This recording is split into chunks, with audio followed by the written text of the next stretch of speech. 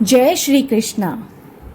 कार्तिक मास की पहली एकादशी को रमा एकादशी के नाम से जाना जाता है। कार्तिक मास का हिंदू धर्म में विशेष महत्व है। ऐसे में कार्तिक मास में आने वाली एकादशी का महत्व भी कई गुना बढ़ जाता है। रमा एकादशी का व्रत रखने से व्यक्ति के जीवन में सुख समृद्धि आती है। इस बार रमा एकादशी पर बहुत ही शुभ योग बन रहा है, इसलिए इस व्रत को करने से व्यक्ति को दोगुना अधिक व्रत का फल मिलेगा। अब हम जानेंगे कि रमा एकादशी कब है। इस बार रमा एकादशी पर हरिवासर लग रहा है। शास्त्रों के अनुसार हरिवासर में व्रत करने से व्यक्ति को बैकुंठ में स्थान मिलता है। एकादशी तिथि का आरंभ 27 अक्टूबर को सुबह 5:24 पर हो रहा है और 28 अक्टूबर को सुबह 7:51 तक एकादशी तिथि रहेगी। इस बार एकादशी पर हरिवासर का संयोग बन रहा है। हरिवासर संयोग का अर्थ है कि एकादशी तिथि का प्रारंभ भी उदया तिथि में हो रहा है और अगले दिन इसका समापन भी उदया तिथि में ही है। तो ऐसे में व्रत रखने से बैकुंठ में स्थान मिलता है और इसका जो फल है वो कहीं अधिक गुना बढ़ जाता है। और जो रमा एकादशी का पारण का समय रहेगा वह अगले दिन 28 अक्टूबर को 8 बजे के बाद का रहेगा। बहुत से लोग यह व्रत 28 अक्टूबर को भी रखेंगे क्योंकि वह दिन भी उदया तिथि ही है एकादशी की। तो ऐसे में 29 अक्टूबर को सुबह 10:29 के बाद व्रत का पारण किया जाएगा। धार्मिक मान्यताओं के अनुसार जब एकादशी तिथि 2 दिन उदया तिथि में होती है तो हरिवासर योग बनता है। इस बार ऐसा ही संयोग बन रहा है।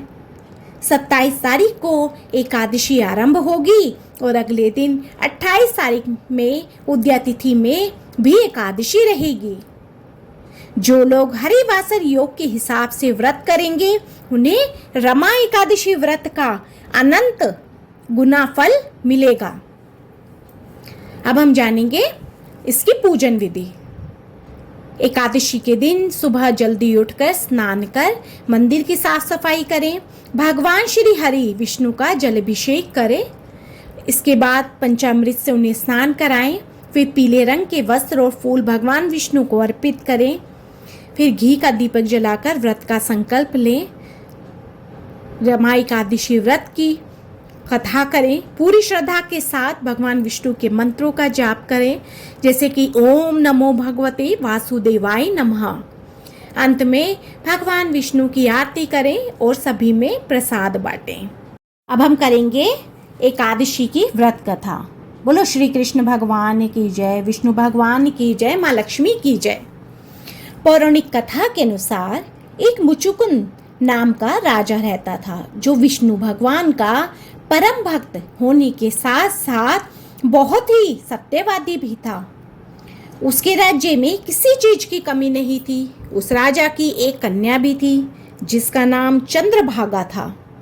उसने अपनी कन्या का विवाह एक राजा के पुत्र शोभन से कर दिया। राजा मुचुकुंद के साथ साथ उसके राज्य में सभी लोग एकादशी व्रत करते और कठिन नियमों का पालन करते थे। यही नहीं, उस नगर के जीव जंतु भी एकादशी के व्रत का पालन करते थे। एक बार चंद्रभागा सोचती है कि मेरे पति तो बड़े ही कमजोर हृदय के हैं, वे एकादशी का व्रत कैसे करेंगे। इस पर वह अपने पति शोभन को बताती है कि उसके राज्य में मनुष्य से लेकर पशु पक्षी तक एकादशी का व्रत करते हैं। ऐसे में यदि वे इस व्रत को नहीं करेंगे तो उन्हें राज्य से बाहर जाना पड़ेगा। चंद्रभागा की यह बात सुनकर राजा भी इस व्रत को रखने को तैयार हो जाता है, लेकिन व्रत का पारण करने से पहले ही उसकी मृत्यु हो जाती है। इसके बाद चंद्रभागा अपने पिता के यहाँ रहकर ही पूजा पाठ में लीन हो जाती है। अब एकादशी के व्रत के प्रभाव से शोभन को अगले जन्म में देवपुर नगरी का राजा बना दिया गया, यानी कि भगवान विष्णु की कृपा से वह देवपुर नगरी का राजा बन गया, जहां उसे किसी प्रकार की कोई कमी नहीं थी। एक बार राजा मुचुकुंद के नगर के एक ब्राह्मण ने शोभन को देखा और उसे पहचान लिया।